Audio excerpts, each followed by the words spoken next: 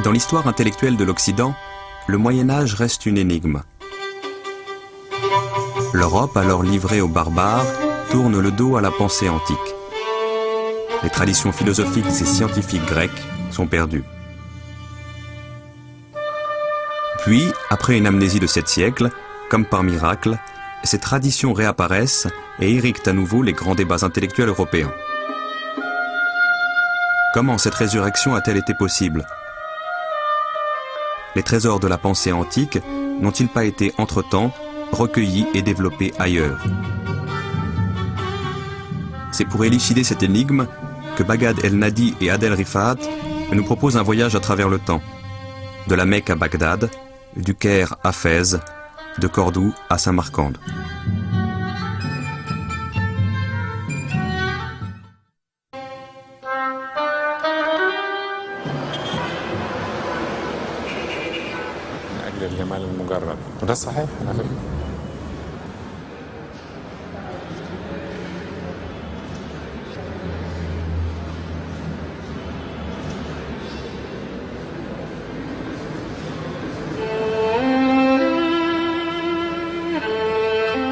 Des centres médicaux existaient dans les grandes villes de l'Empire romain.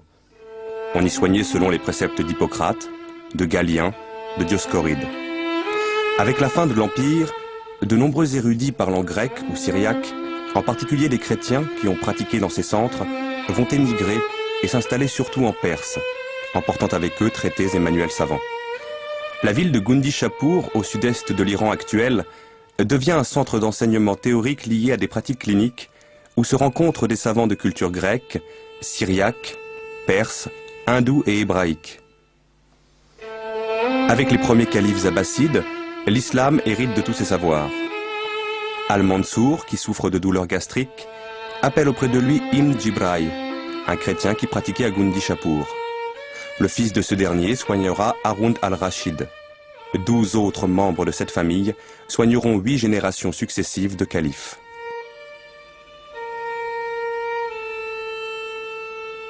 Au début du IXe siècle, Al-Ma'amoum place à la tête de Beth al-Hikma, la maison de la sagesse, un chrétien nestorien, Yohanna ibn Massawai, qui écrit un nombre considérable de livres médicaux.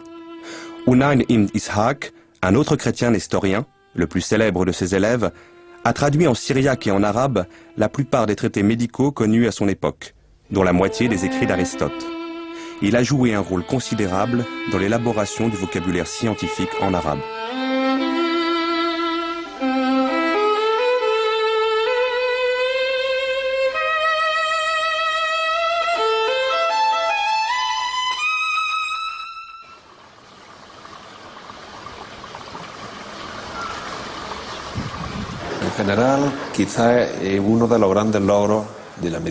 Peut-être que l'une des grandes réussites de la médecine arabe, c'est d'avoir su intégrer la médecine grecque et permettre sa diffusion jusqu'à la Renaissance. Ainsi, grâce aux Arabes, un grand pont de connaissances s'est établi entre le 8e et le 14e siècle. Ils ont eu cette curiosité de s'intéresser à la médecine grecque qu'ils ont assimilée et ensuite développée. Ainsi, grâce à eux, la Renaissance a pu découvrir la médecine de Galien, la médecine d'Hippocrate et la médecine gréco-romaine.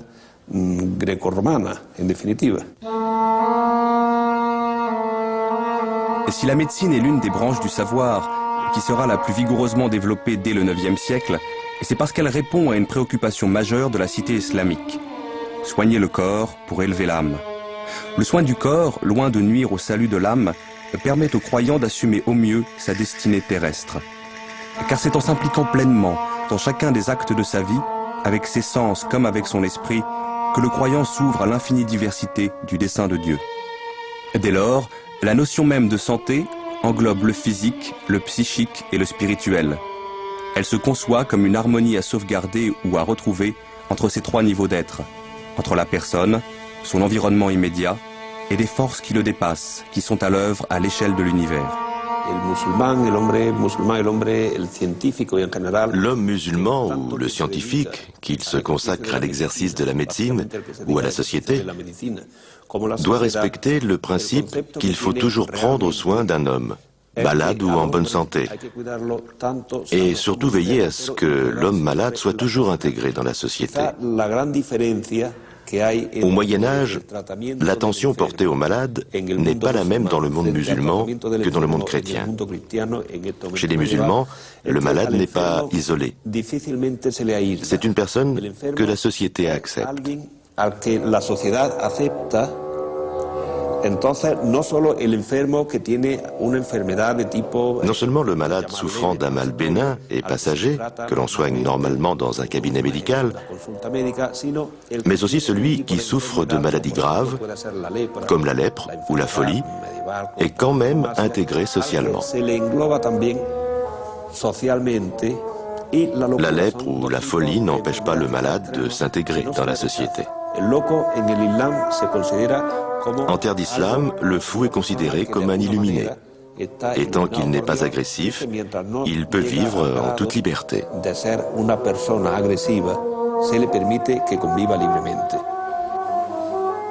Une maladie, si vous voulez, pour un médecin arabe, c'est bien sûr un dysfonctionnement, mais ce dysfonctionnement doit être replacé toujours dans un individu en particulier et dans le monde dans lequel vit cet individu. C'est-à-dire que une même maladie frappant un homme ou une femme d'âge différent, dans des régions différentes, ne sera pas traitée de la même manière. Et le médecin doit prendre en compte tous les paramètres qui font qu'un individu est ce qu'il est et qu'il souffre de tel mal.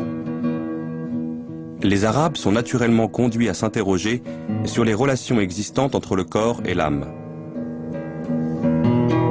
Quand la passion amoureuse devient maladie, ça veut dire que c'est une passion amoureuse contrariée. C'est le seul cas qui rend vraiment désespéré et malade.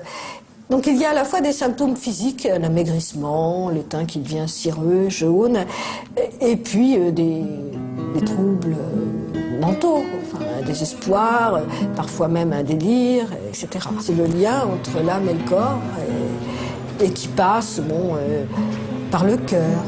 Les passions, les émotions sont véhiculées par ce qu'on appelle le pneuma vital qui siège dans le cœur. Et ensuite, ce pneuma vital, donc chargé un peu, dont les qualités ont été modifiées par l'intensité des émotions, va dans le cerveau, où sont logées d'importantes facultés sensitives. Et c'est ainsi que la passion amoureuse peut rendre malade.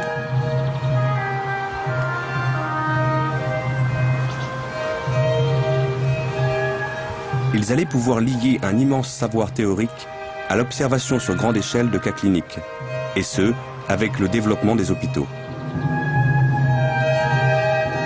L'hôpital est une des grandes réalisations de la société islamique. Centre de traitement médical et maison de convalescence, c'est aussi un asile d'aliénés, ce qui est sans précédent, ainsi qu'une maison de retraite pour vieillards et infirmes privés de famille.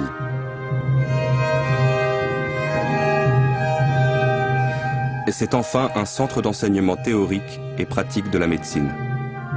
Le plus ancien des hôpitaux connus a été créé par Haroun al-Rachid vers 800 et sera suivi de 5 autres au début du Xe siècle.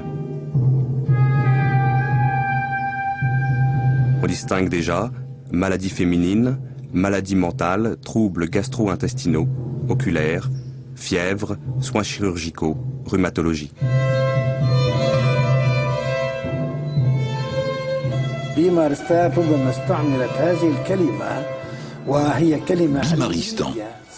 Ce mot a peut-être été utilisé. Il s'agit d'un mot scientifique ancien à une époque bien antérieure. Bimar signifie le malade. Stan signifie le lieu. Ainsi l'on dit aujourd'hui Ouzbékistan, Turkménistan, etc. Première partie de l'édifice, l'entrée. Selon les textes anciens, le malade entrait et était examiné par des médecins. S'il s'agissait d'une maladie simple, un médicament lui était administré, puis il rentrait chez lui. S'il revenait une deuxième fois, il était admis ici.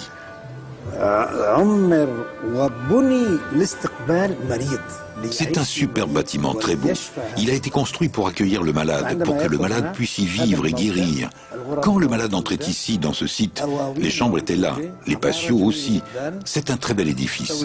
Les arcades, les galeries sont disposées de telle sorte que le soleil ne puisse pas entrer dans la chambre. Cette tradition a été imitée dans le monde entier.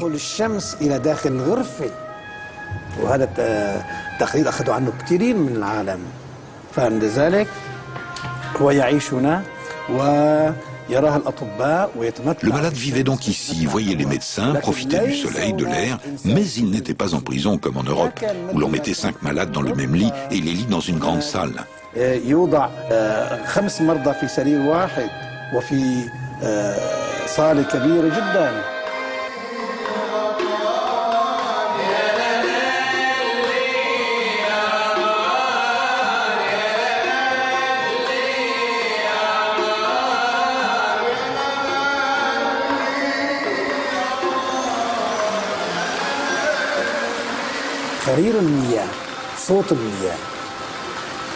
Le ruissellement de l'eau, la musique de l'eau, musique des oiseaux, musique de la vie, tout cela peut aider à calmer les nerfs. Tout cela aide l'homme, aide le corps à recouvrer son énergie. ممكن أن تساعد كلها على هدوء الأعصاب، تساعد على الإنسان، تساعد على الجسم ليعيد نشاطه وإلى آخره. بعد ذلك ننتقل إلى القسم الأخير واللي هو كما نترجمه الآن. Nous passons à la dernière partie qui constitue l'équivalent de nos maisons de repos actuelles. Car dans les bimaristans arabes, le malade était soigné gratuitement, recevait des médicaments et avant de rentrer chez lui, on le gardait dans cet endroit pour mener une vie normale. On lui donnait de l'argent et des vêtements propres.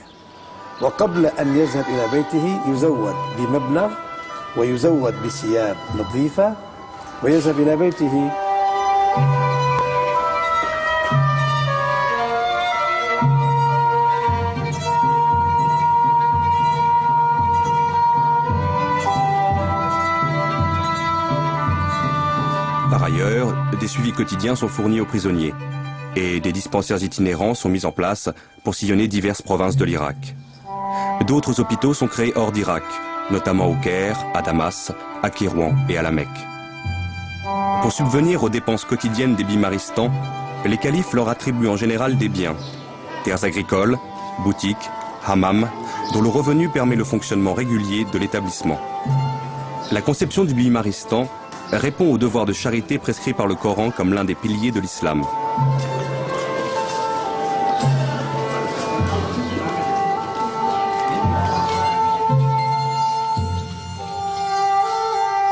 Les hôpitaux sont parmi les plus beaux titres de gloire de l'islam, s'écrit l'Andalou Ibn Jouber.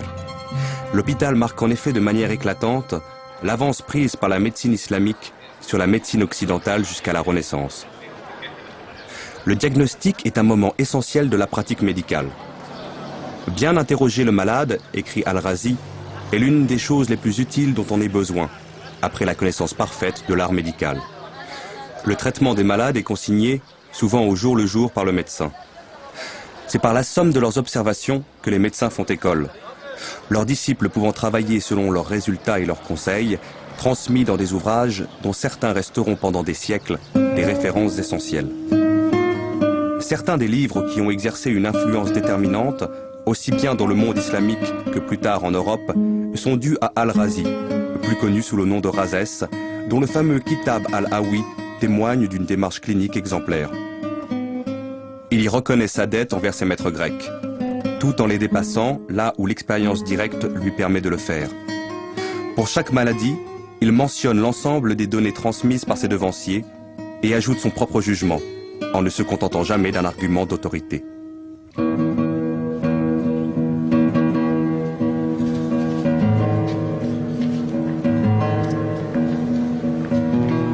Les médecins viennent de toutes les régions de l'Empire. Ils voyagent, vont de la Mecque à Bagdad et de Cordoue à Samarcande, échangeant leurs expériences, enrichissant constamment leurs connaissances. Parmi les plus grands, outre Al-Razi, originaire d'Iran, Avicenne est né dans les steppes d'Asie centrale. Un musée lui est consacré, non loin de Boukhara, en Ouzbékistan. Il est universellement connu pour son canon de la médecine.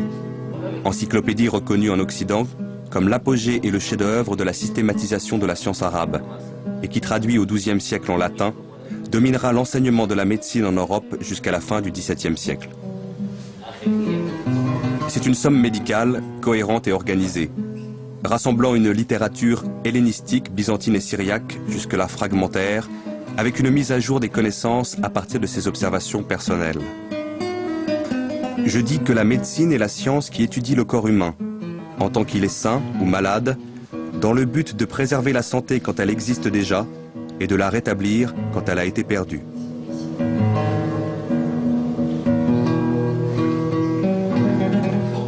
Avicenne, c'est celui qui a effectivement essayé de construire un enseignement de la médecine d'une certaine manière, de rassembler tout de manière didactique.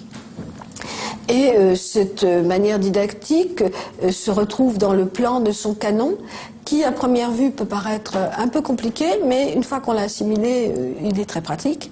Donc c'est un livre qui a lui-même 5 livres, chaque livre étant divisé de manière très subtile en sections et sous-sections.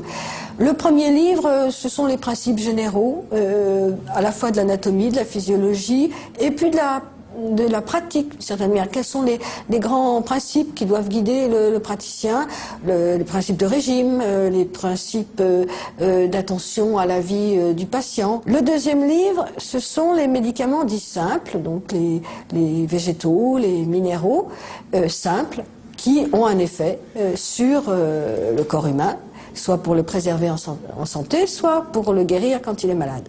Dans le 5e livre, il y a une énumération donc des médicaments composés qui vont allier bien souvent un principe actif dû à leur vertu, à leur forme spécifique, à d'autres ingrédients qui vont avoir pour but de faciliter la pénétration de cette substance ou bien par la même occasion de rétablir un équilibre. Donc les médicaments composés forment une partie très importante de la thérapeutique médiévale arabe.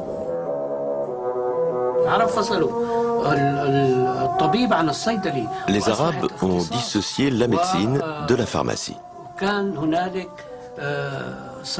La pharmacologie devint avec eux une spécialité à part entière.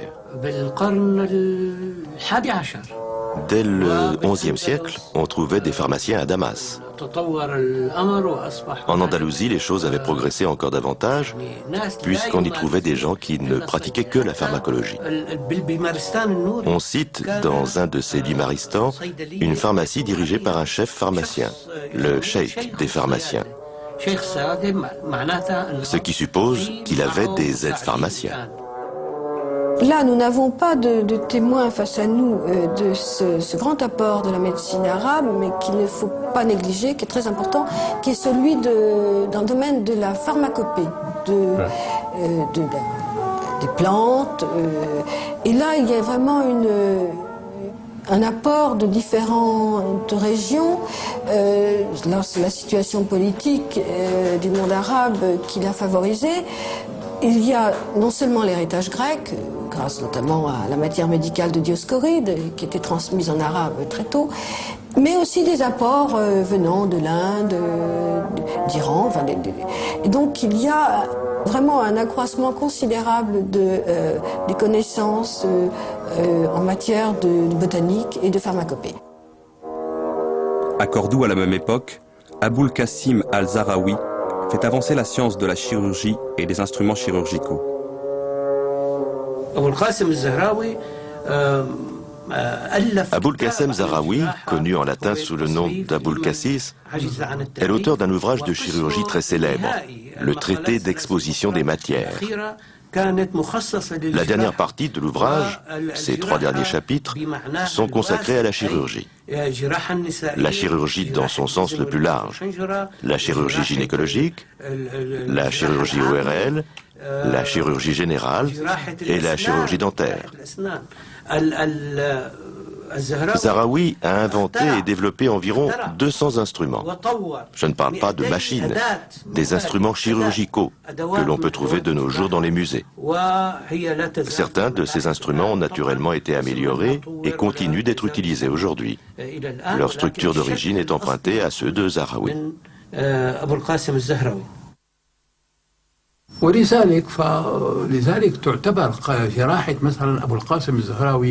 L'art d'Aboul Qassem Zahraoui était à la pointe de la chirurgie de l'époque. Les Européens lui ont emprunté plus d'une méthode.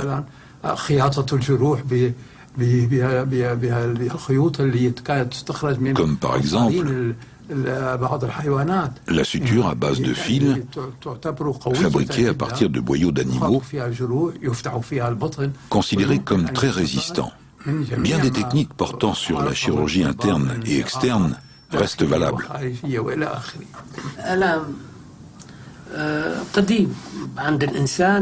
La douleur est aussi vieille que l'homme. Ce dernier a toujours essayé d'expérimenter les herbes. Par expérience, il a pu découvrir un certain nombre de plantes analgésiques. Mais le fait est que ce sont les Arabes qui ont découvert l'éponge soporifique, à savoir l'anesthésie pendant les opérations chirurgicales.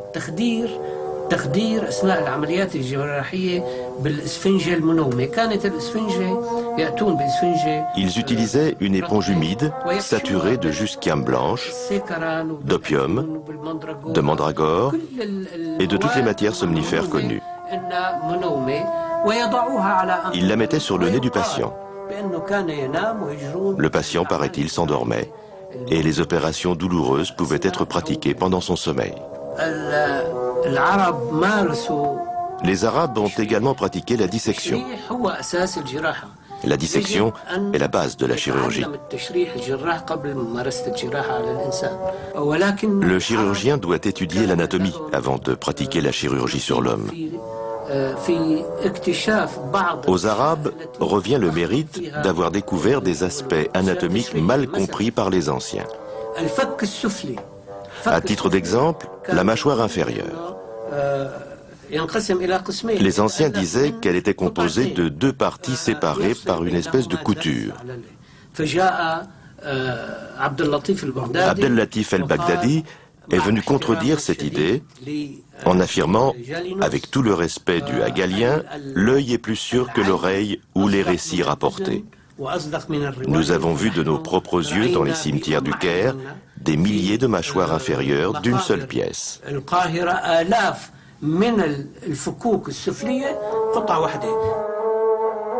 Ibn Nafis a quant à lui découvert la petite circulation sanguine.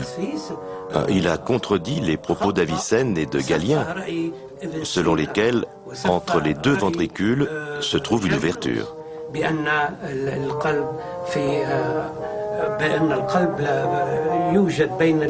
Il a affirmé que la cloison qui sépare les deux ventricules est sans ouverture aucune.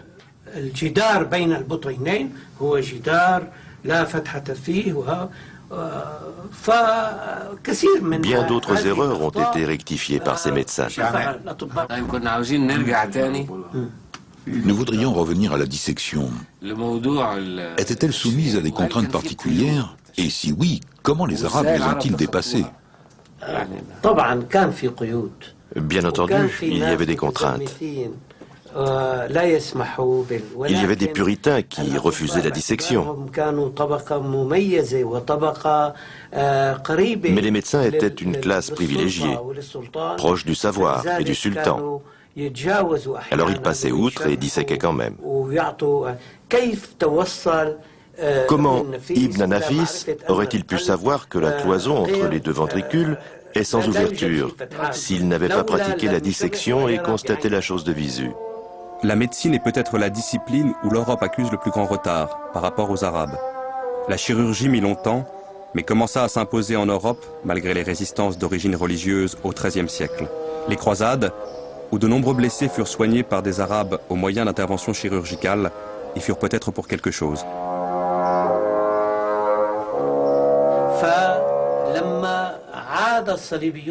Lorsque les croisés retournèrent en Europe, après que les Arabes eurent récupéré la Syrie, la province de Cham, ils demandèrent au pape Innocent III de leur faire construire des bimaristans, semblables aux bimaristans arabes. Contrairement au bimaristan, où l'on s'efforce de guérir le patient en lui offrant des soins personnalisés, les hôtels-dieux d'Occident se contentaient de rassembler les malades sans avoir les moyens de leur procurer de véritables soins médicaux. Il faudra attendre la fin du XIVe siècle pour que dans les hôpitaux d'Europe, qui étaient d'abord des hospices, on note une présence médicale plus ou moins régulière.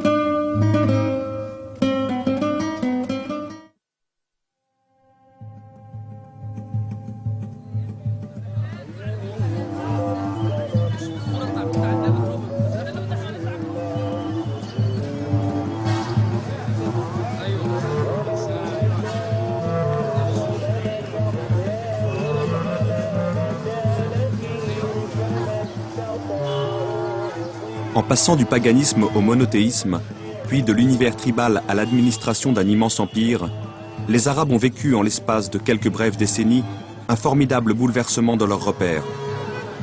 Dès la deuxième moitié du 7e siècle, ils affrontaient des défis qu'ils n'avaient pas imaginés, à une échelle totalement nouvelle pour eux.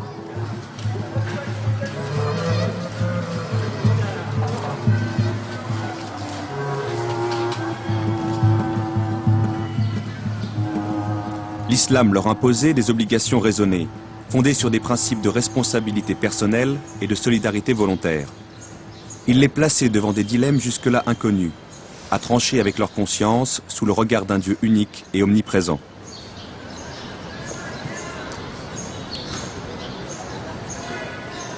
Chaque croyant était incité à connaître la parole de Dieu, éclairée par les enseignements du prophète, pour s'en inspirer dans la conduite de sa vie. Il lui fallait donc apprendre à lire cette parole, à la comprendre, à l'interpréter face à des situations toujours changeantes. L'islam exhortait ainsi tout naturellement le croyant à un effort de recherche et de raisonnement personnel. Assalamu alaikum wa rahmatullahi wa barakatuh. Ismi Muhammad Zakaria Zain al-Abidin, talib Indonesia. Ana عايد في مصر 5 سنين ودلوقتي على الحمد لله في سنة أولى أصول الفقه واخترت الأزهر بالدراسة يعني كما قال رسول الله صلى الله عليه وسلم اطلبوا العلم ولو بالسين يعني. Dès le lendemain de la mort du prophète, en 632, les musulmans ressentent le besoin urgent de collecter et de coucher par écrit ses paroles, d'après les témoignages directs et indirects de tous ses compagnons.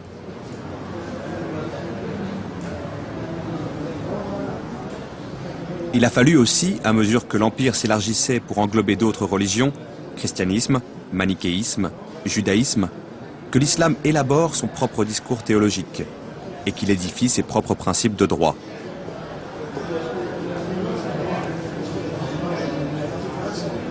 Cette immense entreprise qui posait les fondements mêmes de la cité musulmane ne s'est pas faite dans des cadres dictés par l'autorité politique. Elle a donné lieu, au contraire, à une libre recherche, à un libre débat auquel ont participé tous les croyants qui l'ont voulu. L'État était encore tâtonnant et les chercheurs religieux tiraillaient entre des exigences contradictoires. C'est pourquoi les divergences ont souvent mené à des dissensions, à des excès, à des schismes.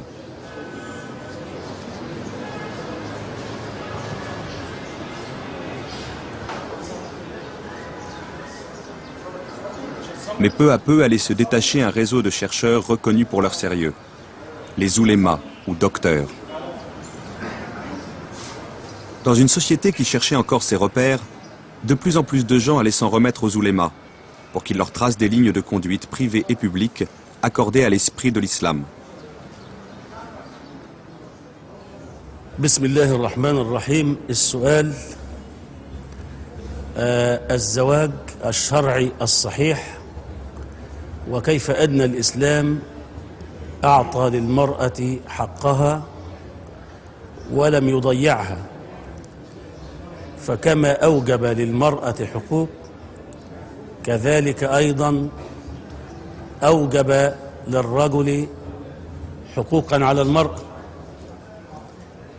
المرأة في الإسلام La figura del ulema dentro del mundo islámico y del Andalus. L'uléma dans le monde islamique, et plus particulièrement dans Al-Andalus, représente une figure propre au monde arabe. D'une part, il est le gardien d'un savoir religieux. Et de l'autre, il se différencie des fonctions existantes dans l'organisation religieuse du monde chrétien. Ce n'est ni un prêtre, ni même un pasteur protestant. Ce titre n'a rien d'officiel, et il n'est donc pas nécessaire de faire des études pour l'obtenir. Afin de devenir ouléma, il suffit juste que ses semblables lui reconnaissent un certain savoir religieux.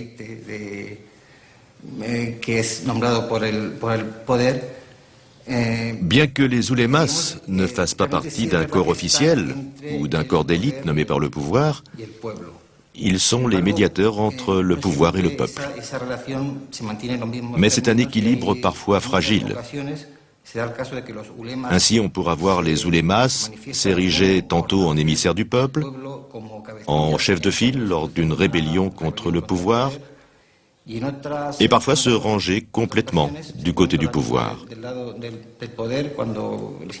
Ceci lorsque leurs intérêts sont en jeu ou lorsqu'ils estiment que le pouvoir a raison. Ils ne se fient qu'à leur opinion personnelle pour intervenir en faveur des uns et des autres.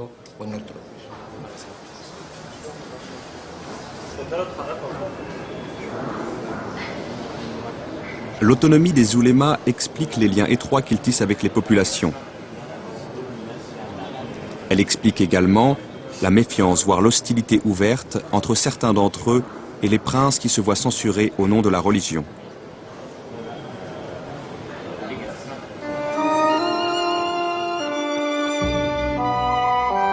De fait, confrontés à la gestion d'un empire de plus en plus multiethnique et plurireligieux, les califes s'ouvrent à des cultures, à des expériences étrangères au patrimoine de l'islam. Et pour ce faire, ils s'appuient sur une élite de clercs et de lettrés non religieux qu'ils encouragent à puiser dans les savoirs perses, indiens et grecs.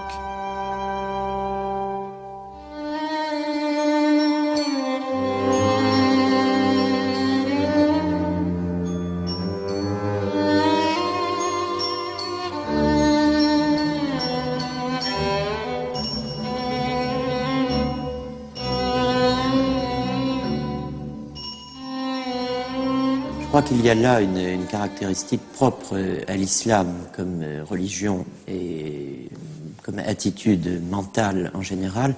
Et d'autre part, cette caractéristique se rencontre avec les nécessités de l'organisation d'un territoire vaste, presque immense, qui a été conquis par l'islam. Comment gérer de tels espaces, de tels territoires?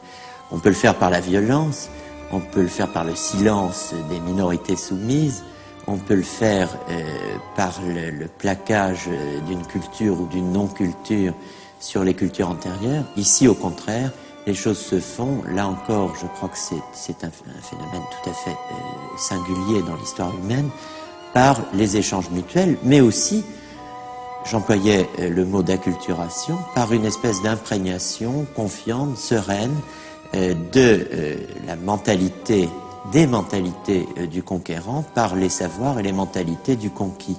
Il s'agit en fait, et tout bonnement, de la construction d'une culture plurielle grâce à la philosophie et à la science, par la coexistence entre la science et le religieux. Au IXe siècle, le calife Al-Ma'amoun lance à partir de la Maison de la Sagesse le formidable mouvement de traduction qui se prolongera tout au long du siècle. Il accueille non pas une sélection des ouvrages grecs, non pas la seule logique d'Aristote, mais l'héritage philosophique grec dans son ensemble.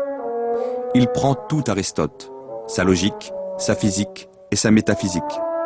Mais il prend aussi le Platon que l'on connaît à l'époque à travers l'école néoplatonicienne, c'est-à-dire une science, une sagesse et même un au-delà de la sagesse, un véritable mysticisme.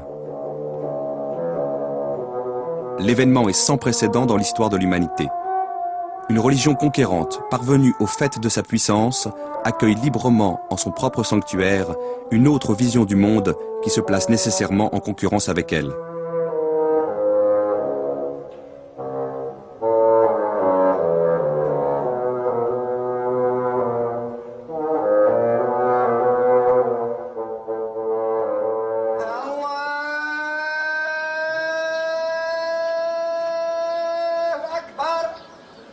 L'apport le plus original de la philosophie en terre d'islam consistera dès lors à penser pour la première fois le rapport entre la parole de Dieu et l'expérience humaine, entre le savoir et la sagesse. La plupart des philosophes s'appliqueront notamment à situer l'enseignement coranique par rapport à la pensée des Grecs.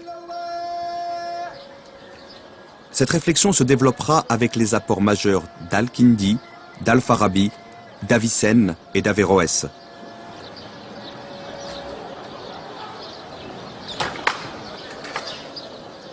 Elle se fondera sur la distinction entre deux modes de connaissance, celui des prophètes et celui des philosophes. Le prophète accède à la vérité par une grâce divine, par une illumination. Le philosophe peut y accéder beaucoup plus difficilement, à travers une expérience fondée sur le message de ses sens et éclairée par sa raison.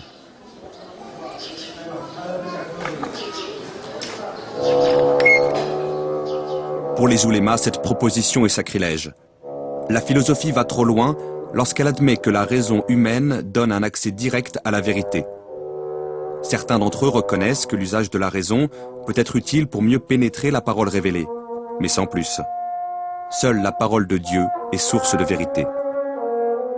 Entre philosophes et oulémas, c'est une lutte d'influence qui commence au IXe siècle sous Al-Ma'amoun.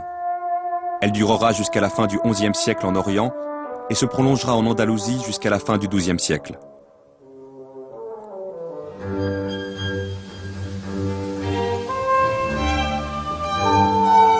Pendant ces 4 siècles, la philosophie fait des pas de géant. Au Xe siècle, Al-Farabi, originaire du Turkestan, a mis en place un tableau général des sciences. L'université médiévale européenne, qui naîtra 3 siècles plus tard, en fera la base incontournable de ses cursus scientifiques. Après Al-Farabi vient Ibn Sina, 980-1037, originaire d'Ouzbékistan. Il a vécu en Asie centrale, puis à Ispahan. Immortalisé en Europe, où il sera enseigné jusqu'au XVIIe siècle sous le nom d'Avicenne, c'est l'un des plus grands esprits de tous les temps.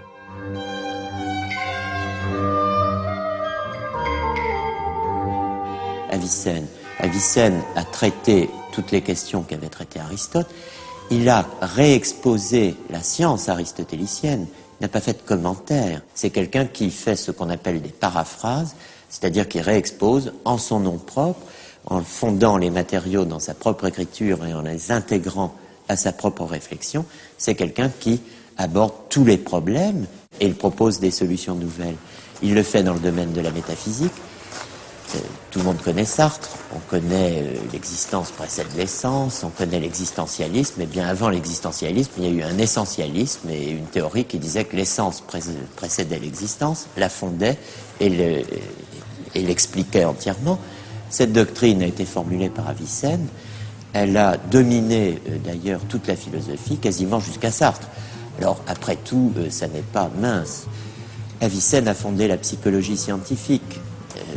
Tout le monde connaît Descartes, on connaît le dualisme cartésien. Qu'est-ce que le dualisme cartésien? L'indépendance de l'âme par rapport au corps, la possibilité de fonder une connaissance personnelle de soi indépendamment de la relation à la sensation et au corps. C'est le cogito? Eh bien oui, mais il y a un cogito avicénien. Il y a même un exemple fort célèbre, c'est la fiction d'un homme qui serait privé totalement de sensations, qui n'aurait jamais rien vu, jamais rien entendu, n'aurait jamais rien touché, et qui, au fond, n'aurait jamais, d'aucune façon, été en contact avec le monde extérieur, et donc avec lui-même, par les sens. Eh bien, dit Avicenne, il se connaîtrait lui-même, car l'âme est indépendante du corps.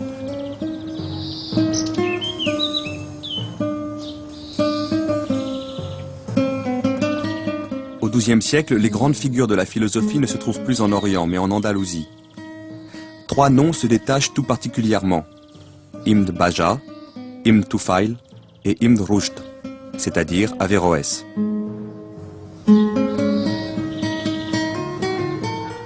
Ibn Baja, on le connaît par quoi? Bon, par des chroniques qui nous disent que c'était un blasphémateur, qu'il n'avait jamais résisté dans le combat contre le mal, n'est-ce pas, et qu'il avait toujours versé avec une grande volupté dans les travers les pires. Bon, alors, quels étaient-ils? Ces mœurs d'abord, mais aussi l'astronomie, les mathématiques. Bien. Comment conçoit-il l'existence de l'intellectuel, de l'homme de science et de sagesse? Il donne la réponse dans ses écrits. Le régime du solitaire. Le régime, cette notion curieuse de régime, elle intègre la diététique, comme aujourd'hui, l'art de prendre soin de son corps, mais c'est aussi le gouvernement de soi-même, le souci de soi, aurait dit Foucault. Le régime parfait, c'est le régime du solitaire, c'est-à-dire celui qui se retire de la société. Voilà le destin du philosophe. Les livres, la solitude. Ibn Tufail a vécu à Grenade, à Tanger et à Marrakech au XIIe siècle. Toute son œuvre a été perdue à l'exception d'un ouvrage, Ay Ibn Yaksan, traduit plus tard en Europe sous le titre « Le philosophe autodidacte ». Cet ouvrage met en scène un homme seul sur une île déserte. Cet homme va progressivement découvrir par lui-même toutes les grandes vérités et finalement voir la lumière de Dieu. Un prophète venu d'une île voisine lui confirmera que les vérités révélées par la religion sont celles-là mêmes qu'il a pu atteindre de lui-même. Cet ouvrage, cité par Leibniz, précède de plus de 5 siècles Robinson Crusoe.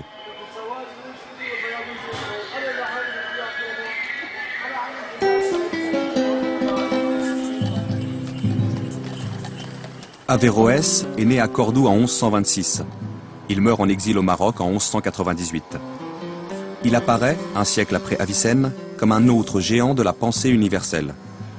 À la fois philosophe et juriste musulman, il a exercé les fonctions de grand cadi, grand juge, aux côtés du sultan Ya'aqoub al-Mansour, dont il fut un proche confident et à la demande duquel il rédigea ses fameux commentaires d'Aristote.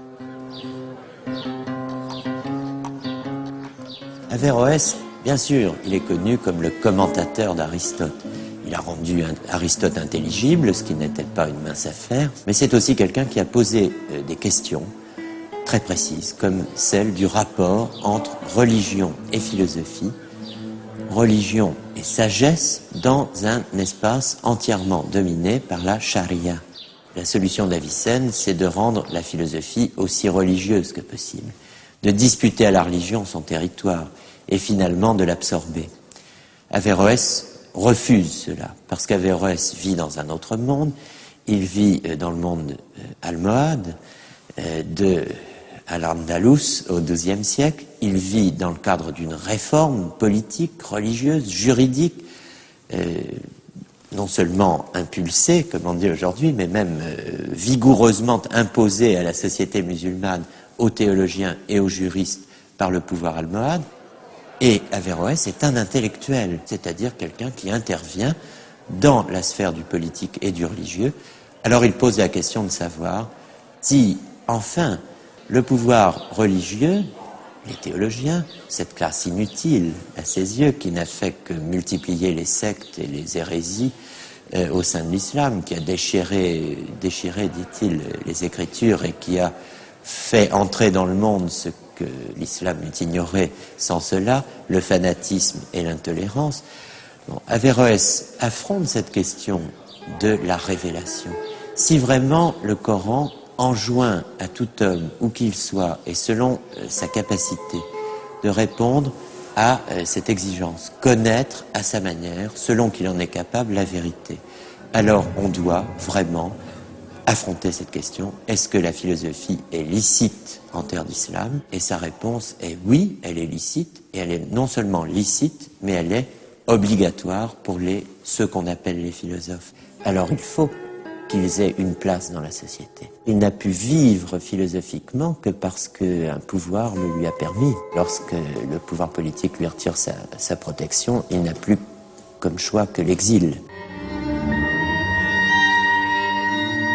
Le savant Maïmonide entreprend en même temps qu'Averroès un travail parallèle au sien. Il s'attache à penser à l'intérieur de la tradition juive la philosophie et les sciences grecques développées par les Arabes. Le Guide des égarés, son livre fondamental qui traite de la question, a naturellement été écrit en arabe.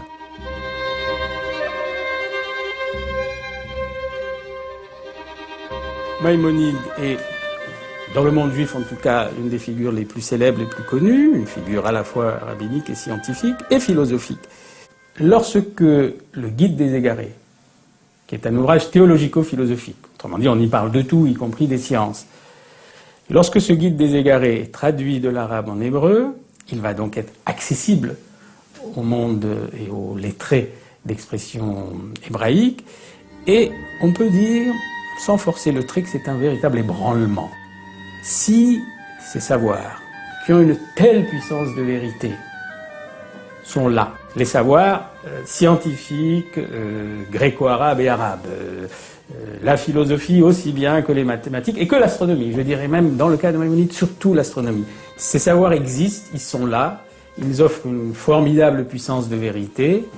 À nous d'être capables, dit Maïmonide, de saisir le lien qu'ils peuvent proposer entre l'interrogation sur le monde qu'offre la tradition religieuse, dans laquelle il est un des maîtres, et l'interrogation scientifique. Tout son Guide des égarés vise à répondre à cette question et à réduire les inquiétudes que pourrait susciter un éventuel conflit entre le monde de la tradition et le monde des sciences. C'est en ce sens que Maïmonide joue un rôle capital, fondamental, pour l'entrée des sciences dans le monde juif.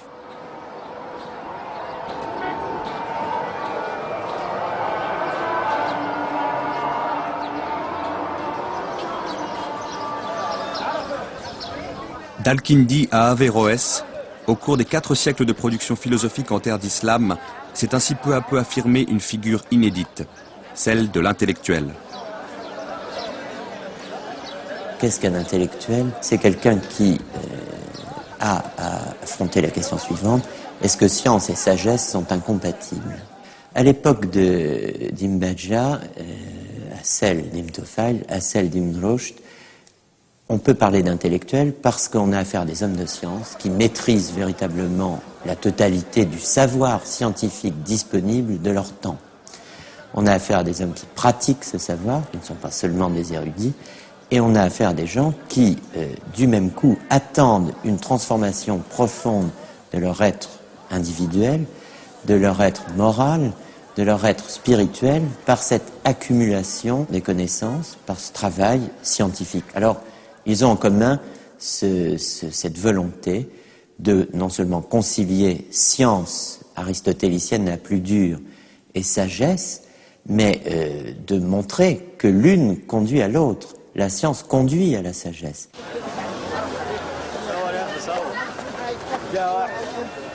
Cette figure de l'intellectuel qui ouvre un nouvel espace de liberté à la conscience humaine a devant elle un immense avenir. Mais cet avenir se jouera ailleurs, dans l'université médiévale qui naît en Europe au XIIIe siècle.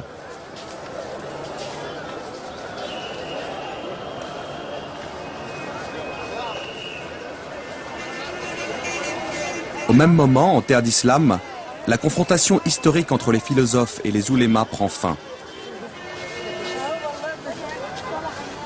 La parole des philosophes s'est tue en même temps que commençait à basculer le rapport entre le monde musulman et le monde chrétien.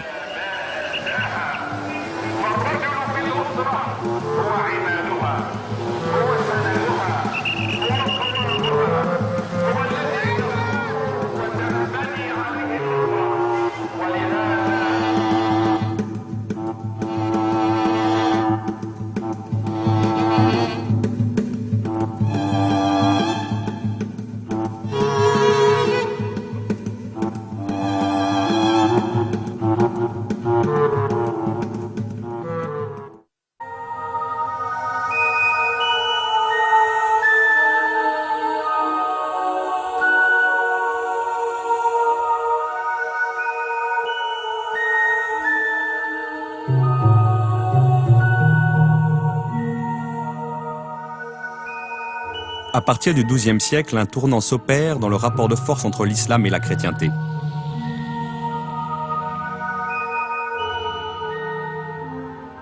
Déjà au IXe siècle, pour arracher l'Europe au chaos, Charlemagne a ébauché un empire doté d'une administration unique et relativement pacifiée.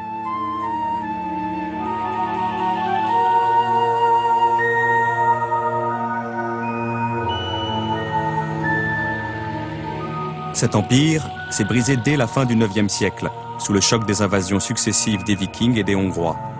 Mais les Européens n'y ont pas tout perdu. Ils y ont fait l'expérience de nouvelles formes d'organisation. Ils ont appris à fortifier leurs villes, à concentrer leurs richesses et à accroître leur productivité. Un réseau de liens religieux et personnels se met en place, qui enserre la société de bas en haut. Depuis le paysan jusqu'au seigneur, au prince, à l'évêque et au roi, on prête serment à plus puissant que soi en échange de sa protection. Cette hiérarchie d'allégeance enchevêtrée typique de la féodalité instaure un ordre social relativement stable, au sommet duquel le pape a le pouvoir de sacrer les rois.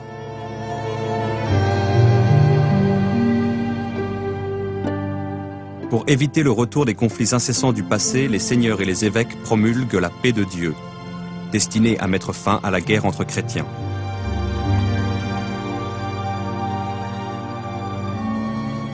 À la fin du XIe siècle, la papauté trouve ainsi pour la première fois une situation qui favorise la poursuite de son objectif: affirmer son emprise politique sur un monde catholique unifié.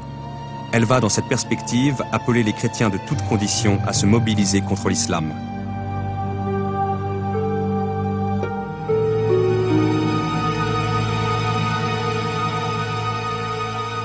L'islam n'a jamais cessé de représenter pour les papes un défi historique. Mais jusqu'alors, ces derniers n'ont pu songer à se mesurer aux califes qui disposaient sur eux d'une supériorité matérielle et technique écrasante. C'est cette donne qui a commencé à changer.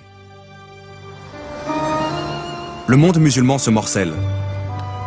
Dès le Xe siècle, face au califat abbasside de Bagdad, se dressait non seulement le califat omeyyade à Cordoue, mais aussi un troisième califat instauré au Caire par la dynastie des Fatimides. Ce nouveau centre de pouvoir provoquait au sein de l'islam un ébranlement majeur, parce qu'il se réclamait d'une doctrine schismatique, le chiisme, qui militait activement contre la doctrine sunnite en vigueur à Bagdad comme à Cordoue.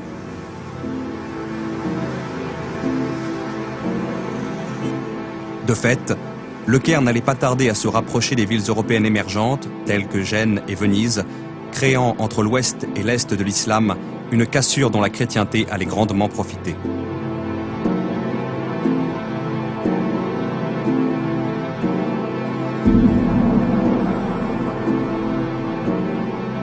En Andalousie, le califat de Cordoue s'effondre au début du XIe siècle, et le pouvoir passe aux mains de petits rois qui entrent en guerre les uns contre les autres. Ils appelleront successivement à leur secours deux dynasties berbères venues du Maroc, les Almoravides au XIe siècle, puis leurs adversaires almohades au XIIe siècle. Mais les princes espagnols tirent parti des flottements dans le camp musulman. En 1085, le Castillan Alphonse VI parvient à s'emparer de Tolède. Presque en même temps, Roger Ier achève de conquérir la Sicile. À l'est, le califat de Bagdad est déchiré par des rivalités ethniques et dogmatiques qui favorisent l'émergence de principautés plus ou moins autonomes. Les califes font de plus en plus appel à des armées de mercenaires turcs. Et le véritable pouvoir finit par échoir en 1055 à l'une d'elles, celle des Turcs seldjoukides. Or, ces derniers rendent l'accès au lieu saint de Jérusalem de plus en plus difficile aux chrétiens.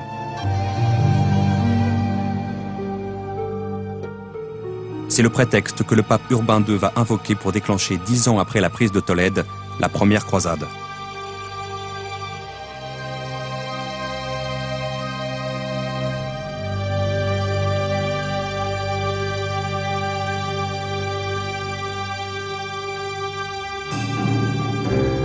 De 1096 à 1099, après une première vague de pèlerins mal équipés qui se font massacrer, 4 armées parties de France et d'Italie livrent de violents combats contre les Turcs seldjoukides, avant de s'emparer d'Édesse, d'Antioche et enfin de Jérusalem. C'est la naissance des États latins d'Orient.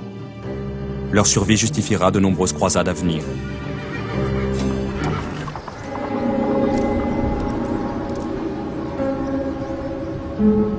On assiste alors à un extraordinaire paradoxe historique. C'est au moment où l'Occident chrétien se sent assez fort pour affronter les musulmans par les armes qu'il éprouve le besoin de s'approprier leur richesse intellectuelle.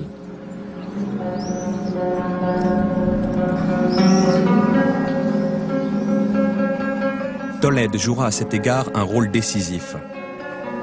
Première des grandes cités andalouses à être conquise par les catholiques, elle apparaît à ces derniers comme un lieu idéal de transmission des savoirs arabes à l'Europe latine. Il y a là en effet une concentration exceptionnelle de chrétiens et de juifs parlant arabe. Il y a aussi de riches bibliothèques contenant des textes de tous ordres qui n'attendent que l'occasion d'être traduits.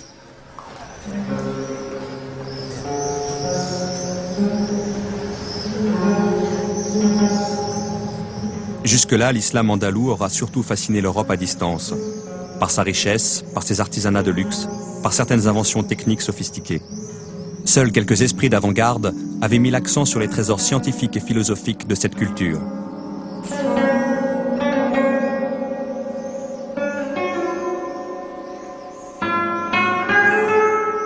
Au Xe siècle, Gerbert d'Aurillac, le futur pape Sylvestre II, a traduit de l'arabe certains textes mathématiques.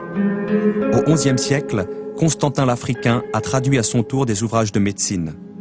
Au début du XIIe siècle, Pedro Alfonso, médecin du roi d'Angleterre Henri Ier, fait comprendre à la cour l'intérêt de traduire les textes scientifiques des Arabes. Des savants anglais, aussi bien qu'italiens et espagnols, vont alors rejoindre à Tolède les savants déjà sur place.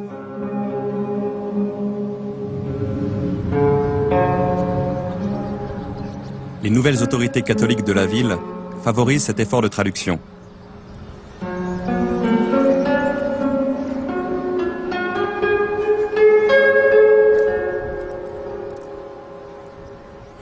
Au XIIe siècle, le terme même de traduction signifie passage de l'arabe au latin. Des voies, V-O-I-E-S, par lesquelles l'héritage arabe s'est diffusé dans l'Europe au Moyen-Âge. Elles sont aussi diverses qu'inattendues ou imprévisibles.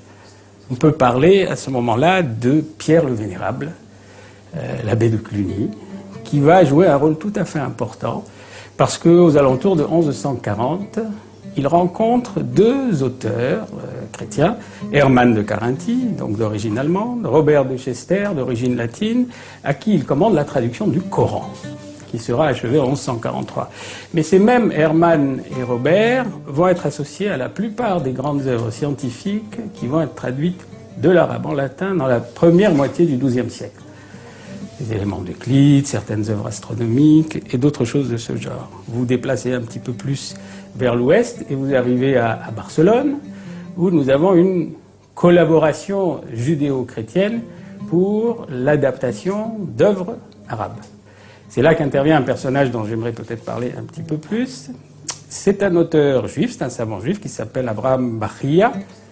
C'est dans le comté de Barcelone, nous sommes à la fin du XIe, au début du XIIe, qu'il va rédiger la plus grande partie de son œuvre, enfin celle que l'on connaît, et je ne parle que des œuvres scientifiques, qui consiste en une série d'ouvrages destinés à aider les Juifs du nord des Pyrénées qui ne savent plus l'arabe à accéder aux rudiments de la science arabe. C'est extrêmement intéressant de voir que dans la plupart de ces préfaces d'ouvrages scientifiques, il répète « Je me suis servi des ouvrages arabes, j'ai adapté les ouvrages arabes, j'ai traduit les ouvrages arabes. » Un jour, il écrit un calendrier juif, et il dit « Si j'avais pu trouver dans les livres dont je disposais en Espagne un ouvrage arabe sur cette question, le calendrier juif, je m'en serais servi et je n'aurais rien ajouté de mon propre fait. » Bon, bien entendu, c'est quelqu'un qui connaît extrêmement bien ce dont il parle, mais je souligne cet aspect pour montrer à ses débuts, nous sommes au tout début du XIIe siècle, l'extrême déférence que manifeste cet Abraham Bahia à l'égard de la science qu'il a reçue et qu'il a nourrie.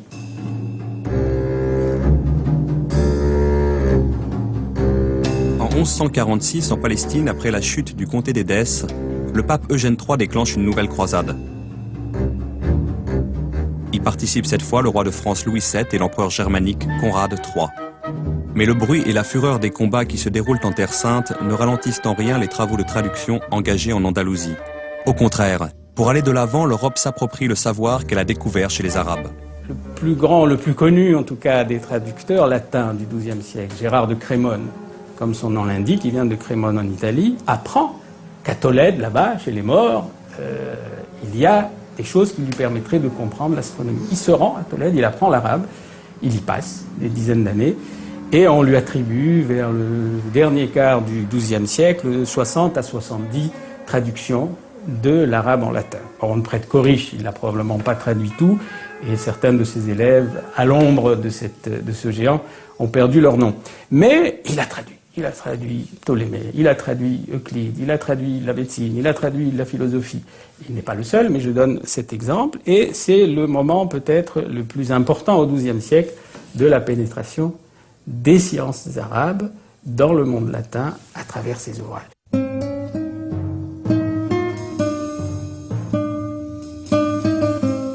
Ce sont d'abord les ouvrages scientifiques que les Européens vont chercher à traduire de l'arabe au latin. Médecine, astronomie, mathématiques leur ouvrent des perspectives nouvelles, leur apportent une rigueur intellectuelle et une efficacité qu'ils ne soupçonnaient pas. Les Occidentaux se sont arrêtés de traduire vraiment la médecine arabe, on peut dire au début du XIIIe siècle, enfin au XIIIe siècle. Et ce qu'ils ont traduit, bon, c'est essentiellement ce qui était écrit en arabe avant le XIIe siècle. Donc, bien sûr, ce qu'ont connu les médecins médiévaux de langue latine est très très peu, enfin, par rapport à ce que nous pouvons maintenant répertorier de la médecine arabe. Mais le canon d'Avicenne a joué un rôle central. Il a joué un rôle comme un rôle de manuel, on pourrait dire, et même si les médecins, les lecteurs du canon d'Avicenne en Occident n'approuvaient pas toujours, n'adoptaient pas toujours les opinions d'Avicenne, préférant par exemple celle de Razès sur tel sujet ou celle de Gallia lui-même, c'était un support très important d'enseignement, des commentaires multiples ont été faits. La traduction du canon d'Avicenne a été faite dans la seconde moitié du XIIe siècle à Tolède qui avait été reprise par les chrétiens un siècle avant, par un grand traducteur médiéval, Gérard de Crémone, qui a traduit un peu dans toutes les disciplines, astronomie, mathématiques, philosophie naturelle et médecine, et donc ce canon d'Avicenne. Gérard de Crémone avait un souci d'extrême fidélité à l'égard du texte arabe. Il respectait les textes arabes, vraiment même la structure de la phrase arabe, par un souci d'exactitude. Je crois que c'était essentiellement un souci d'exactitude qui l'a poussé à être si fidèle. Alors évidemment, ça donne des traductions latines fort obscures. Et aussi avec la traduction de mots simplement transcrits de l'arabe dans des caractères latins. Donc le vocabulaire médical latin s'est enrichi d'une quantité considérable de mots arabes. Certains sont vraiment passés dans la langue latine, d'autres ils sont restés comme des corps étrangers. Les Européens découvrent progressivement que la clé de voûte de tous les savoirs légués par les Arabes, c'est la philosophie. Avicenne et Averroès s'avèrent incontournables.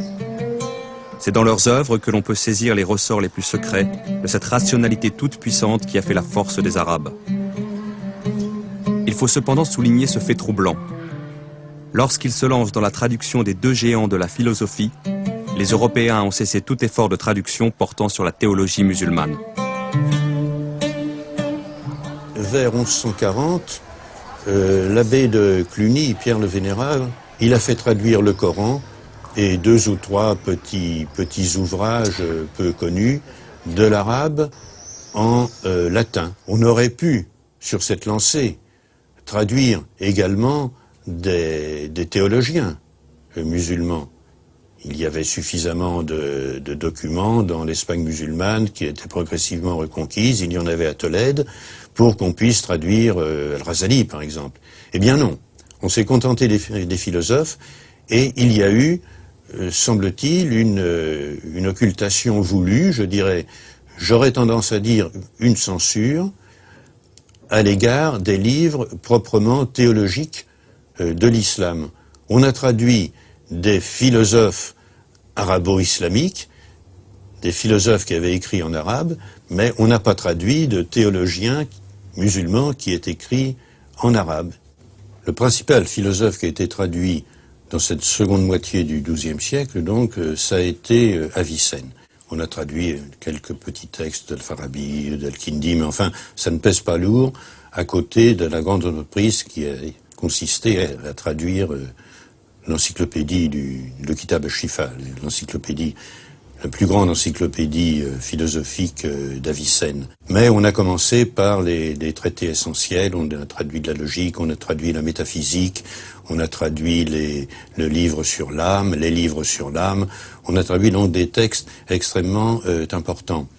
Et ça a été donc le premier rapport, le premier contact que l'Occident ait pu avoir avec une encyclopédie philosophique, puisque, comme vous le savez, Avicenne réécrit Aristote. Il ne le commente pas, il le réécrit. Donc c'est bien un contact avec une philosophie proprement islamique que l'on a eu là. Et alors, Averroès a été traduit quelques dizaines d'années plus tard, notamment plusieurs endroits, mais notamment à la cour de Frédéric II, en Sicile donc. Ce qu'on a traduit d'Averroès, ça a été les commentaires d'Aristote, et notamment les grands commentaires. De cette façon-là, la plus grande partie de l'œuvre d'Aristote est entrée en Occident, accompagnée de façon différente par deux philosophes arabes ou d'expression arabe, qui étaient d'abord Avicenne, commentateur libre, et ensuite Averroès, commentateur minutieux.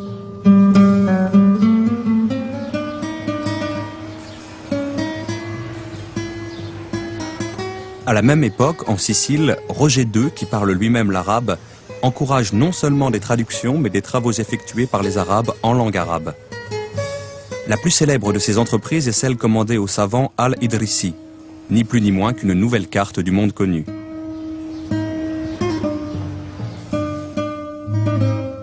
Le roi de Sicile, Roger II, qui commence à régner personnellement en 1120 et qui meurt en 1154, fait un programme de traduction et un programme d'études au palais que réalisera pleinement son fils Guillaume Ier.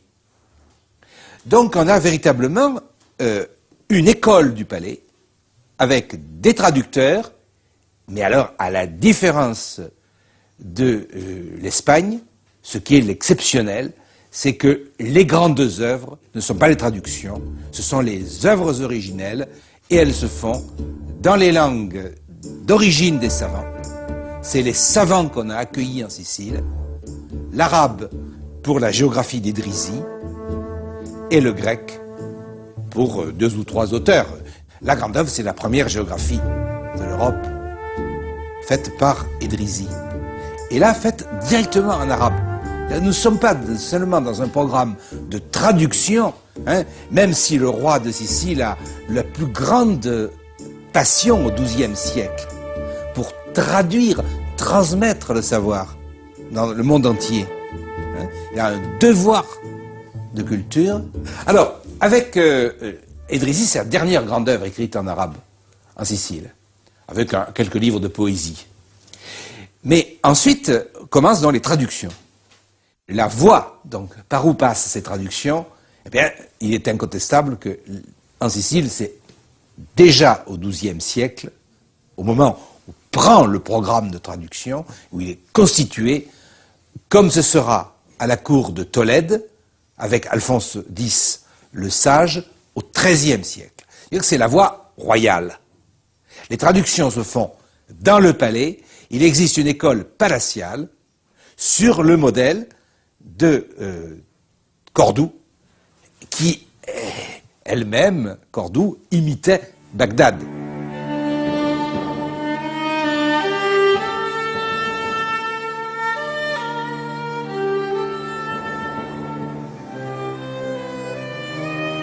À la fin du XIIe siècle, d'importants événements se produisent en Orient. Les Fatimides ont perdu le pouvoir en Égypte. Ils sont remplacés par la dynastie sunnite des Ayyoubides, fondée par le grand Saladin, qui adopte une attitude très offensive face aux croisés. En 1187, il détruit l'armée du roi de Jérusalem et reprend la ville sainte. La formidable émotion qui s'empare de l'Europe est à l'origine de la Troisième Croisade, où l'empereur d'Allemagne Frédéric Barberousse, le roi de France Philippe Auguste et le roi d'Angleterre Richard Cœur de Lion unissent leurs forces contre Saladin. Cette croisade relativement infructueuse sera suivie d'une 4e en 1198, d'une 5e en 1212 et d'une 6e en 1223. Les combats meurtriers alterneront avec des compromis qui seront remis en cause à la première occasion.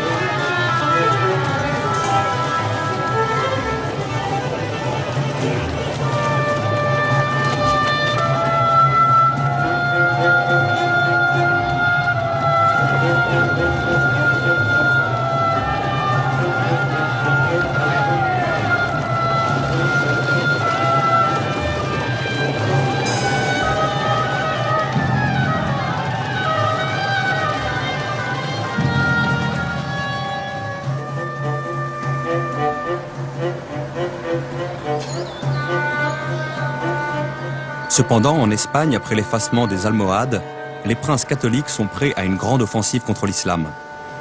Ils prennent Cordoue en 1236, puis Séville en 1248. Ne survit désormais de l'épopée andalouse que le royaume de Grenade.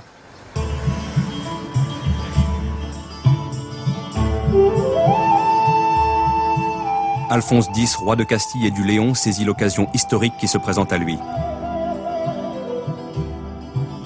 Les territoires qu'il vient de conquérir sont encore profondément arabisés. Il décide de faire entreprendre une vaste appropriation du patrimoine légué à l'Espagne par la culture arabe, et ce non plus en latin mais en langue castillane.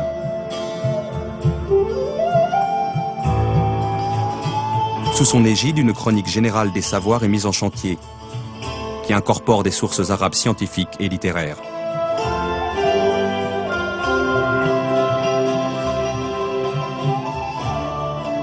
Ce XIIIe siècle est celui où l'Europe, dans sa quête de savoir, se dote de ses premières universités. C'est là que doit être formée une élite de théologiens. Ils vont se servir des œuvres des philosophes et des savants de langue arabe, traduites en latin, pour développer rationnellement la doctrine de l'Église. Mais la philosophie va se révéler une arme des plus dangereuses à manier, soit parce qu'elle se réfère à une vision religieuse, qui est celle de l'islam, soit parce qu'elle permet de penser en dehors de toute religion.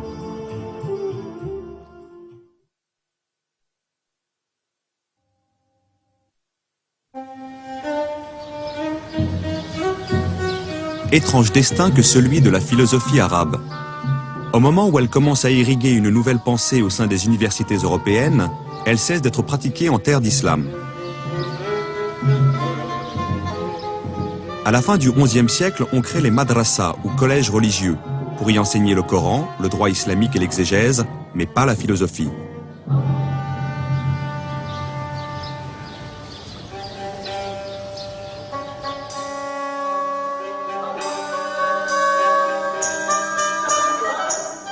Cette décision est prise par les Turcs seldjoukides, mercenaires jadis engagés par les califes abbassides pour maintenir l'ordre et qui ont fini par s'emparer eux-mêmes du pouvoir.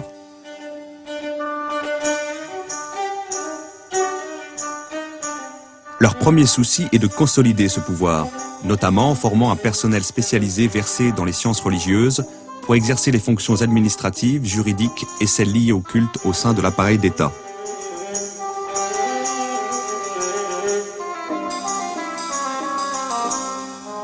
L'enseignement dispensé dans les madrasas est destiné à servir cette politique.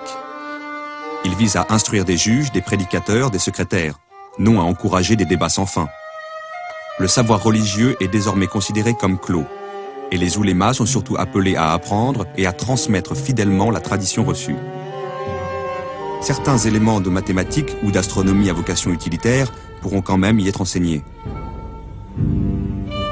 Les noms d'Al-Kindi, d'Al-Farabi ou d'Avicenne ne résonne pas entre les murs des madrasas de Bagdad ou d'Ispahan, où par contre on entend beaucoup le nom de l'imam Al-Ghazali, qui vient de publier son célèbre ouvrage intitulé « Incohérence des philosophes ». La philosophie se repliera au XIIe siècle en Andalousie sous le règne des Almohades, la deuxième dynastie de guerriers berbères venus du Maroc pour protéger l'islam en Espagne. C'est là qu'Averroès publiera sa tout aussi célèbre réponse à l'imam Al-Ghazali, intitulée « Incohérence de l'incohérence ». Mais avec l'affaiblissement des Almohades qui s'amorce dès la fin du XIIe siècle, l'activité philosophique ne trouvera plus de soutien politique en Andalousie. Elle survivra quelque peu à Marrakech, à Fès ou au Caire, puis elle disparaîtra du paysage politique. Après la défaite de Las Nevas de Tolosa, où les Almohades perdent la bataille qu'il ne fallait pas perdre contre les chrétiens, on peut dire que la Reconquista est virtuellement achevée. Le sud de l'Europe, et notamment la péninsule ibérique, redevient chrétien. Bon, il reste le royaume de Grenade, mais les musulmans ont d'une certaine manière tout perdu. Ils ont perdu la prééminence politique et ils perdent ce qui là était assez imprévisible, du même coup, tout un pan de leur culture. Pourquoi est-ce que partout il y a cette constante, ce recul, ce retrait de la philosophie? Alors je crois qu'on peut donner deux explications. La première, c'est que le monde musulman a des universités, mais des universités religieuses. Du coup, certes, on enseigne quelques rudiments de savoir dits extérieurs, c'est le nom des sciences non musulmanes, nécessaires à la théologie et aux sciences religieuses d'une manière générale. Mais c'est un savoir qui se sclérose très vite. Les musulmans avaient donné une grande leçon à l'humanité avec la maison de la sagesse, en faisant traduire, en traduisant quasiment tout l'héritage humain disponible à l'époque. L'Occident latin traduit des ouvrages arabes, les musulmans ne traduisent pas d'ouvrages latins. Ils restent dans une ignorance tout à fait étonnante de ce développement parallèle qui se fait quasiment à leur porte, de l'autre côté de la Méditerranée. Les musulmans, à un moment, ont eu trop de sources à leur disposition et je crois qu'ils n'ont pas eu la volonté de se renouveler parce que le pouvoir, les institutions politiques ne l'ont pas permis, qu'un certain renfermement religieux ne l'a pas permis. L'université européenne va remplir une toute autre fonction historique que la madrasa islamique. Elle naît à l'aube du XIIIe siècle en même temps que se consolident les institutions urbaines.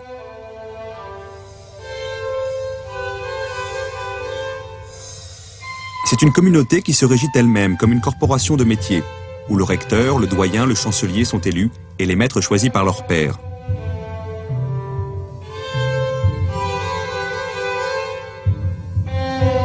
C'est d'emblée une instance démocratique qui défend son indépendance aussi bien vis-à-vis de l'autorité ecclésiastique que face au pouvoir laïque des princes. Elle bénéficiera souvent pour cela du soutien des papes, désireux d'assurer leur propre autorité au détriment de celle des évêques et des seigneurs locaux. De plus en plus, l'université interviendra dans les débats politiques de la cité, où s'affirme l'influence croissante de la bourgeoisie.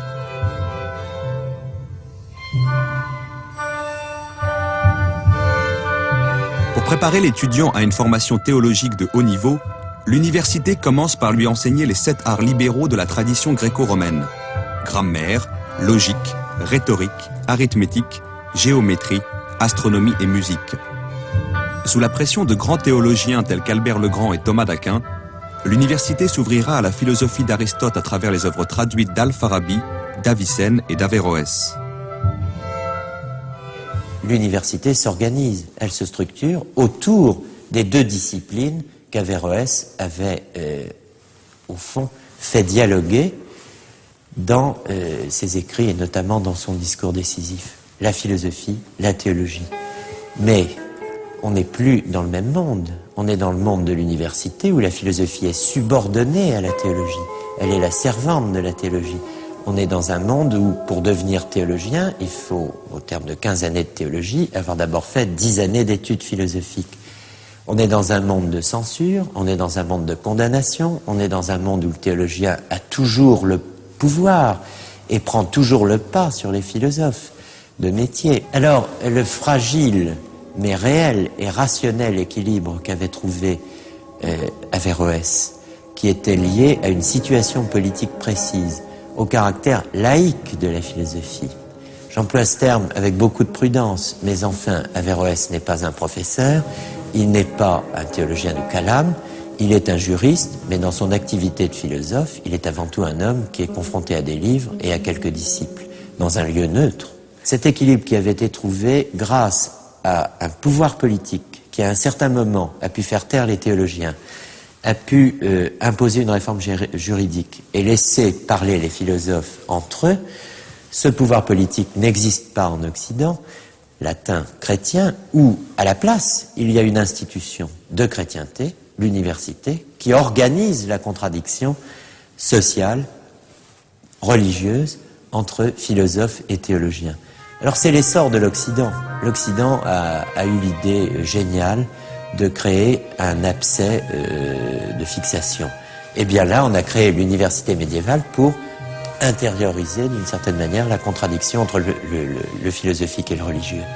Et le monde occidental a pris son essor.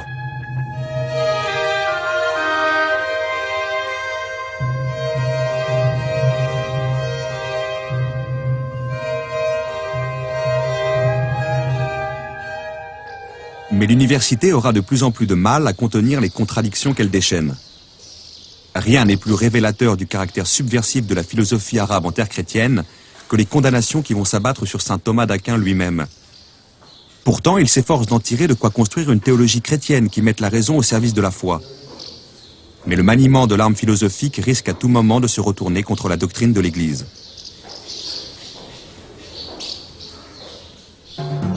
De fait, dès la deuxième moitié du XIIIe siècle, les universités européennes sont ébranlées par une nouvelle littérature se réclamant explicitement des philosophes de langue arabe. Et cette littérature, notamment illustrée par les travaux de Siger de Brabant, prône une pensée chrétienne où la philosophie serait libérée de tout argument d'autorité religieux, à l'instar de la pensée musulmane d'un Averroès ou de la pensée juive d'un Maïmonide.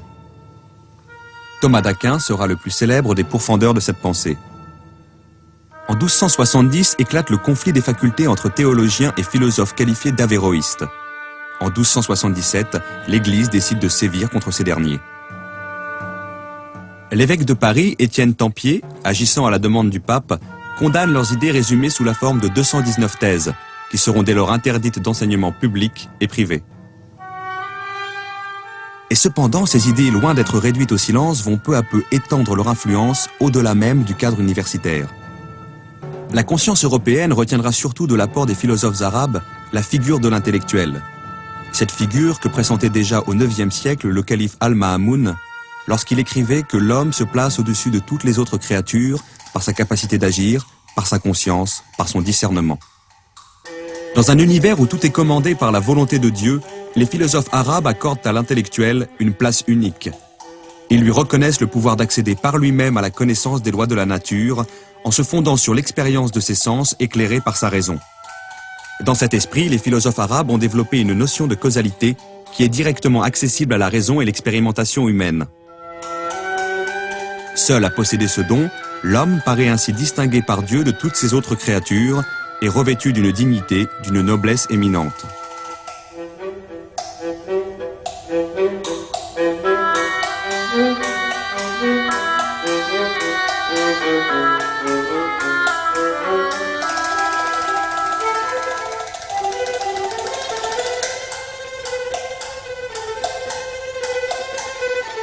Et c'est par cette notion de noblesse de l'homme que la pensée des philosophes arabes a le plus fortement marqué les esprits. D'Albert le Grand et Dante à Pic de la Mirandole, elle éclaire les parcours qui conduiront peu à peu jusqu'à l'humanisme de la Renaissance.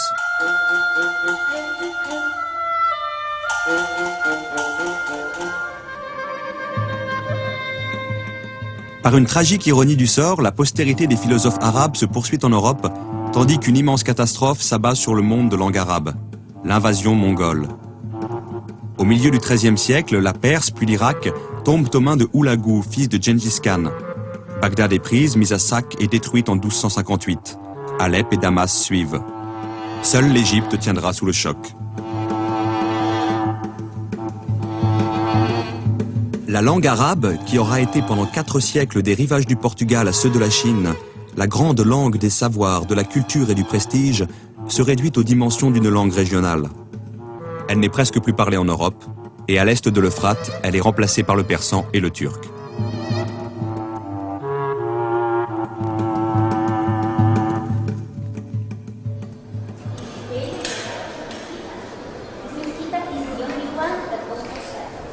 Les œuvres d'Avicenne ou d'Averroès, d'Al-Biruni ou d'Ibn al-Haytham, qui ne sont déjà plus lues dans leur langue d'origine, s'insèrent dans des débats étrangers au monde arabe, des débats proprement chrétiens.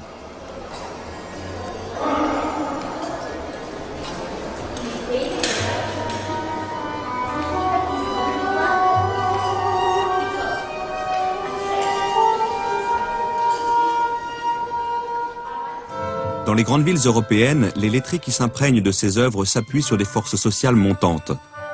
Les bourgeois et les artisans, dont le rôle ne cesse de croître, s'organisent pour contester les pouvoirs des seigneurs et des évêques.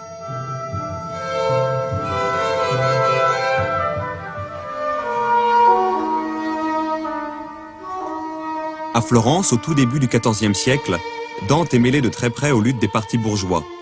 Et c'est à la suite de la défaite de son parti qu'il est banni de sa ville en 1302.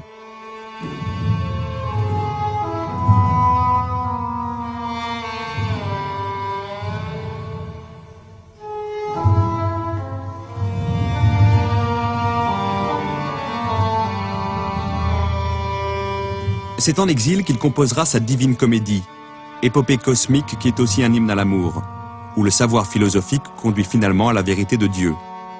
On y retrouve, à 5 siècles de distance, la même foi qu'un Al-Ma'amoun, dans la capacité de l'homme à atteindre et le savoir et la sagesse. Dans le panthéon de Dante, les philosophes arabes occupent une place éminente. Ils font intégralement partie de la grande famille philosophique réunie autour d'Aristote.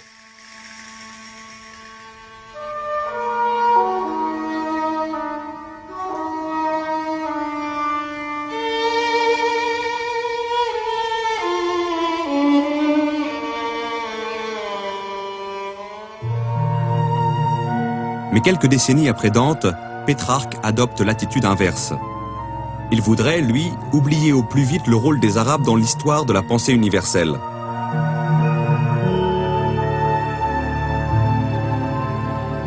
À l'un de ses amis qui admire les Arabes, Pétrarque répond rageusement « Je hais cette race. Il en faudrait beaucoup pour me persuader que quelque chose de bon puisse venir des Arabes. Nous aurions souvent égalé et quelquefois dépassé les Grecs, autant dire toutes les nations. À l'exception de vos petits Arabes? Oh, déshonorante exception.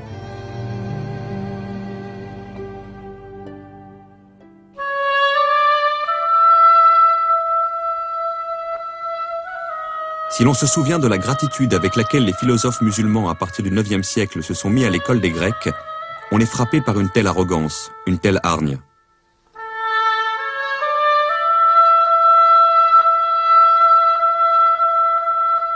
Si Pétrarque hait les Arabes, c'est d'abord parce qu'ils portent atteinte à l'autorité du christianisme, détournant les chrétiens d'une foi exclusive. Mais c'est aussi parce que les Arabes font écran entre les peuples européens et leurs racines grecques. Pétrarque veut extirper de l'histoire européenne toute présence arabe, pour permettre à l'Italie de retrouver non seulement le Christ, mais la Grèce antique.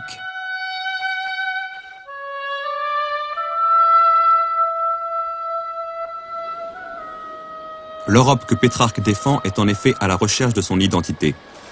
D'une identité commune, enracinée dans le christianisme, mais aussi d'identité nationale distincte, portée par des langues telles que l'italien, le français, le castillan, l'allemand. Cette Europe s'affirme par le rejet des religions musulmanes et juives, ainsi que par l'exclusion de la culture arabe.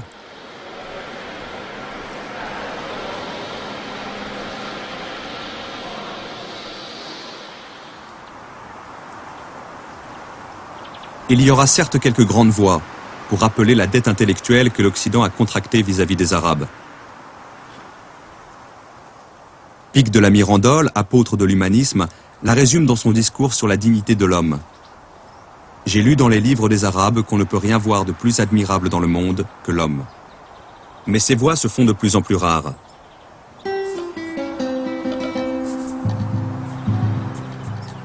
Nous sommes alors en 1486. À 6 années de la date fatidique où le royaume de Grenade, dernier foyer de civilisation arabe en Europe, tombe aux mains des rois catholiques.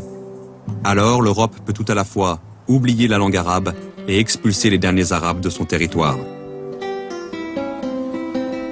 on s'est mis à apprendre le grec, on a renoué avec l'origine grecque. À partir de là, la parenthèse arabe est devenue inutile, elle a été évacuée de la mémoire, et le latin barbare, le jargon arabo-latin d'Averroès, traduit en latin, et des avéroïstes, est devenu une espèce de verrue sur la face de l'Europe, et les grands enjeux, les grands débats du XVIe siècle sont ceux-là.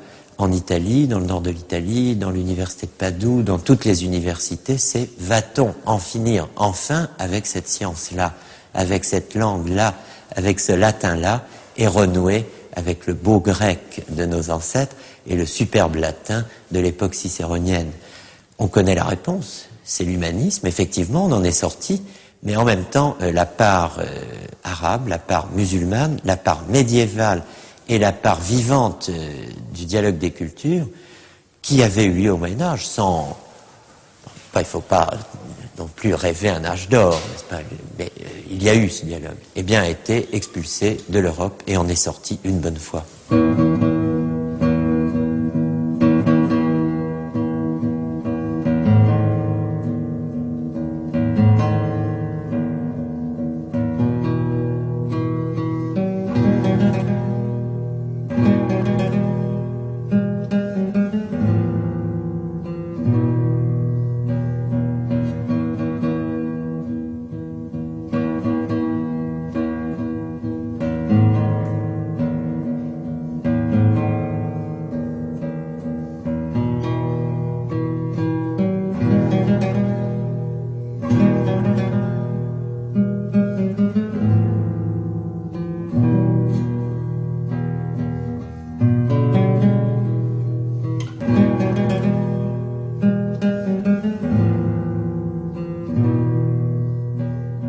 Une romancière égyptienne imagine la vie quotidienne des Arabes dans Grenade après sa chute.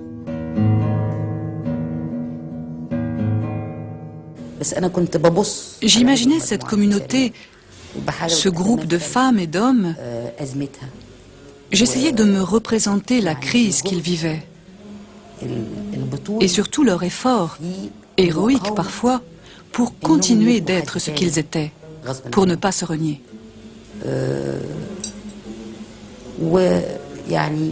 Je me suis retrouvée en train d'écrire sur Abou Jafar, El-Warraq, le libraire, et de m'attarder sur l'autodafé qui a eu lieu à Bab el-Ramel, la porte des sables.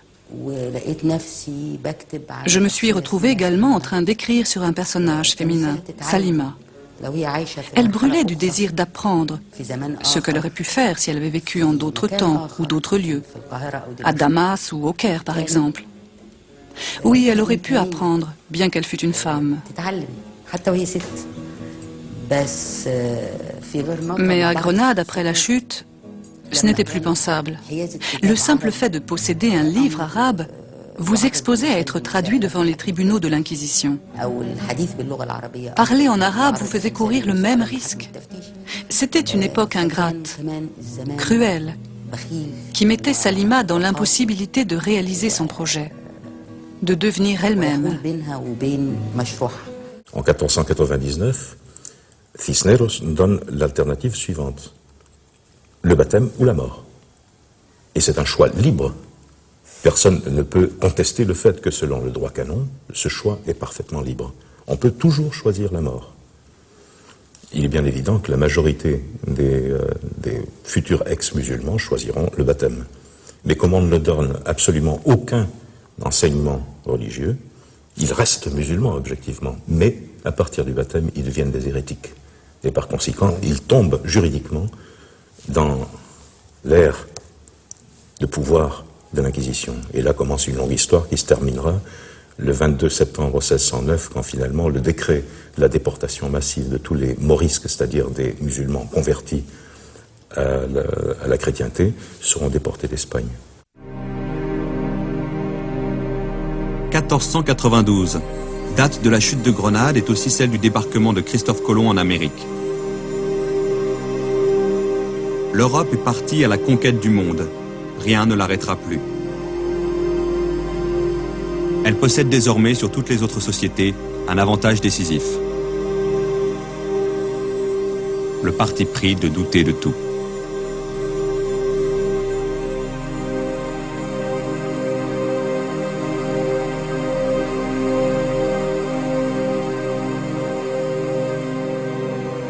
La préparation, le tournage et le montage de cette série ont duré 2 ans. 2 ans. 2 ans que nous avons vécu dans l'intimité quotidienne d'Al-Ma'moun, d'Al-Khwarizmi, d'Avicenne, d'Averroès. Pouvions-nous sortir indemnes d'une telle traversée? Pouvions-nous congédier ces fantômes sans un pincement de cœur? Du règne d'Al-Ma'moun au début du 9e siècle jusqu'au règne de Yaqub el-Mansour à la fin du 12e, la liberté de penser aura connu dans le monde arabe un moment clé de son aventure universelle. Pourquoi cette aventure s'est-elle arrêtée un jour chez les Arabes? Pourquoi s'est-elle prolongée chez les Européens? À une question aussi globale, l'historien n'a pas de réponse simple. L'événement naît de la conjonction de facteurs multiples dont le dénouement n'était pas écrit d'avance. Après coup, on peut mettre en avant l'un de ces facteurs, mais sachant qu'à lui seul, il n'explique rien. Dans le monde parlant arabe, la liberté philosophique a été voulue, financée, protégée par les princes. Elle répondait à un besoin, au besoin qu'ils avaient de comprendre le monde, pour bien gouverner un empire qui englobait de multiples ethnies, qui embrassait des cultures raffinées.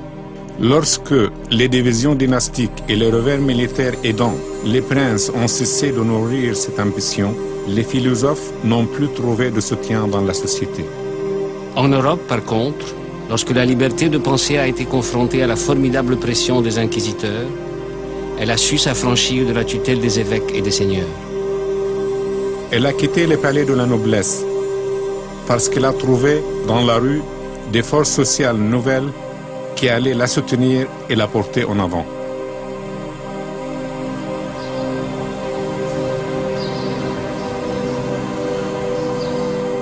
Dans les grandes villes d'Europe, l'expérience démocratique a fait émerger une figure historique nouvelle.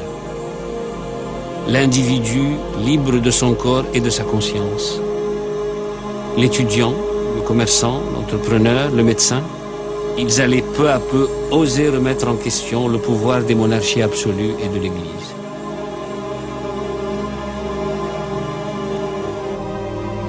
La liberté a gagné son pari en Europe lorsqu'elle a incarné l'espérance de cet individu qui n'avait rien à perdre et un monde à gagner.